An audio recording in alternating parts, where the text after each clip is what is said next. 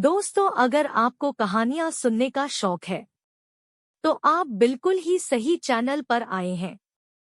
ये कहानी है चुड़ैल के बच्चे के बारे में। भूतिया कहानियों में आप सुनने जा रहे हैं चुड़ैल का बच्चा।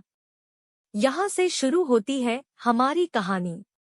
गौतम, उसकी पत्नी सुमन और उनका 2 साल का बच्चा जीवा हंसी खुशी रह रहे थे। सब कुछ ठीक चल रहा था। गौतम हर रविवार के दिन पूरा परिवार को घुमाने कहीं बाहर ले जाता था। रास्ते में एक जंगल पड़ता था। जंगल इतना घना नहीं था, लेकिन फिर भी लूटमार का डर रहता था। उसी जंगल में एक डाकुओं की टोली रहती थी।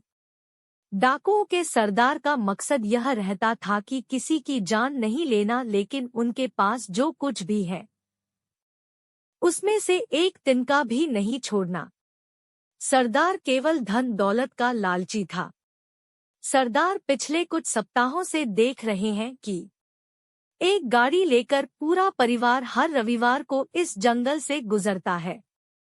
आप बोलो तो उसको रोकें? हम उनको रोकेंगे नहीं। कुछ चालबाजी करते हैं। ऐसा करो, सड़क पर 5 लीटर तेल फैला दो और दूर से उन पर ध्यान रखना। फिर जब अगले रविवार को जब गौतम और उसकी बीबी बच्चा सभी घर लौट रहे थे, तभी तेल की वजह से गौतम बाइक को संभाल नहीं सका। उसने अपना नियंत्रण खो दिया और सभी गिर गए। गौतम ने उस वक्त हेलमेट नहीं लगाई थी। सर पर गहरी चोट आने से उसकी वहीं मौत हो गई। सुमन और उसका बच्चा किसी तरह से खड़े हुए। सुमन ने होश संभाला और गौतम के पास पहुंची, लेकिन वो तो मर चुका था। डाकू कहते हैं सरदार लगता है पंछी जाल में फंस गया। चलो चलते हैं। सरदार और साथी डाकू उस स्थान पर पहुंचे जहां पर तेल गिराया था। उन्होंने गौतम की तलाशी ली, लेकिन गौतम की जेब से केवल 500 रुपए मिले। डाकू बोले, ऐसे तो हमको तेल भी भारी पड़ गया, अब क्या करें? एक काम करते हैं, इस बच्चे को छीन लेते हैं और शहर में बेच देंगे, क्या बोलते हो? जी सरदार। इतना कहते ही डाकुओं ने सुमन से बच्चे को छीन लिया और सभी भाग गए। सुमन चिल्लाती रही, गौतम उठो। सुमन को पता चल गया और उसने मान लिया कि अभी गौतम और उसका बच्चा वापस नहीं आने वाला।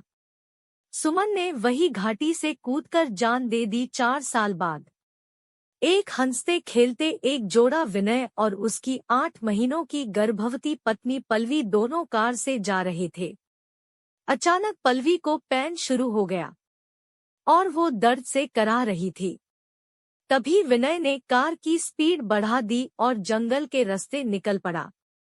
जंगल में प्रवेश करने से पहले विनय ने बड़ा बोर्ड देखा, जिसके ऊपर साफ साफ लिखा था, रात के समय इस जंगल में प्रवेश नहीं करें। लेकिन विनय ने इस बात को नजरअंदाज किया और उसी रफ्तार से चलता रहा। थोड़ी ही दूर जाने के बाद फट करके कार का टायर फट गया। गूगल लोकेशन से पता करके विनय ने पता लगाया कि हॉस्पिटल कुछ ही दूरी पर ही है। पल्लवी ने कहा कि आपको ध्यान रखना चाहिए था, वहां पर लिखा था कि रात को यहाँ से नहीं आना, पर आपने। मुझे बहुत दर्द हो रहा है, प्लीज कुछ कीजिए। विनय ने पल्लवी को बाहर निकाला, उसको ध्यान से पकड़ा और दोनों पैदल चलने लगे। कुछ ही कदमों की दूरी पर उनको अजीब अजीब आवाजें आने लगी, लेकिन दोनों खुद को सांत्वना देकर आगे बढ़े। सामने अचानक धुआं बढ़ गया और धुंधली धुंधली परछाई दिखाई दी। विनय ने मदद के लिए पुकारा, क्या आप मुझे बता सकते हैं कि यहाँ पर कोई रिक्शा वगैरह कहाँ मिलते हैं? मेरी बीबी को पेन शुरू हो गया है, वो प्रेग्नेंट है। धुंधली परछाई एकदम साफ हो गई और एक औरत दिखाई दी जिसका चेहरा बालों से ढका हुआ था। विनय समझ गया कि कुछ न कुछ झोल जरूर है। वो चुपचाप निकलने लगा। इतने में सुमन बोल पड़ी, कहाँ जा रहे हो? मुझे मेरा बच्चा चाहिए। मेरा बच्चा यहीं से लेकर भाग गए। देखिए मेरी बीवी प्रेग्नेंट है, प्लीज हमें जाने दीजिए। कैसे जाने दूँ तुम्हें, मुझे मेरा बच्चा चाहिए, नहीं तो मैं तुम्हारे बच्चे को ले जाऊंगी। इतना कहते ही उसने अपनी भूतिया शक्ति से पल्लवी की कोख को झाड़ दिया और बच्चा निकाल दिया। बच्चा लेकर झटपट सुमन भाग गई। विनय और पल्लवी दोनों रोने लगे और हॉस्पिटल पहुंचे। पल्लवी को भर्ती करवाया और पूरी रात अपनी गलती को कोसता रहा। विनय को अपना बच्चा वापस चाहिए था। एक तो उससे पल्लवी का दोहक देखा नहीं जाता, दूसरा उसने बोर्ड देखने के बाद भी जंगल से गाड़ी निकाली। सुबह होते ही दोनों गांव में गए और वहां के लोगों को पूरी घटना सुनाई। गांव वालों ने कोई हमदर्दी नहीं जताई। अरे भाई, ये यहाँ का रोज का मामला है, भला मनाओ कि तुम दोनों की जान बच गई। चुड़ैल किसी को जिंदा नहीं छोड़ती। भाई साहब, आपको जितने पैसे चाहिए ले लो, पर भगवान के लिए हमारी मदद कीजिए। विनय और गांव वालों की बात छुपके से सरदार का डाकू सुन रहा था। पैसों की बात सुनते ही उसके मन में लालच आ गया और जल्दी से जाकर पूरी घटना सरदार को सुनाई। सरदार को समझ आ गया अब क्या करना है।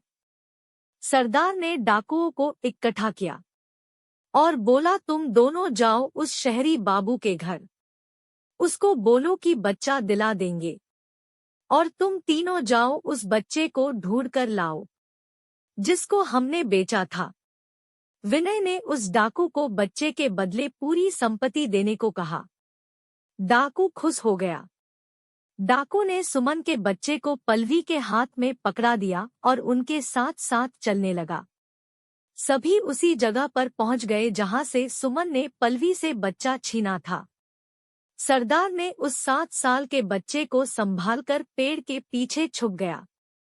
अब सुमन का बच्चा बोला, माँ, मैं आ गया हूँ, तुम कहाँ हो? इतने में धुआं छा गया और डरावनी आवाजें आने लगी। धीरे धीरे करके सुमन सामने आई। पल्लवी हाथ जोड़कर बोली, देखो मैं तुम्हारे बच्चे को लेकर आई, अब तुम मेरे बच्चे को लौटा दो। सुमन दूर से ही भयानक आवाज में रोने लगी, मेरा बच्चा, मेरा बच्चा। सुमन ने पल्लवी के बच्चे को लौटा दिया। अब पल्लवी अपने बच्चे को चूमने लगी, प्यार करने लगी। ये देखकर सुमन का मन और भर आया और वो विलाप करने लगी, क्योंकि अब वो अपने बच्चे का पालन पोषण नहीं कर सकती थी। अब सुमन बहुत छटपटाने लगी, क्यों किया मेरे साथ ऐसा? मेरे पति को मार डाला, मेरे बच्चे को छीन लिया, क्या बिगाड़ा था हमने? किसी का पूरा परिवार उजाड़ दिया। इतने गुस्से में सुमन की सारी भूतिया शक्ति खुल गई। सुमन ने पेड़ के पीछे छुपे उस सरदार को भांप लिया। सुमन ने एक को बुरी तरह से अपनी शक्ति से मार डाला। इतना खौफनाक दृश्य देखकर सुमन का बच्चा पल्लवी से लिपट गया। पल्लवी अब शांत हो चुकी थी। वो बस खड़े खड़े अपने बच्चे को देख रही थी। पल्लवी और विनय भी बहुत भावुक हो गए। पल्लवी ने कहा, तुम चिंता मत करो, तुम्हारे बेटे का आज से मैं ख्याल रखूंगी।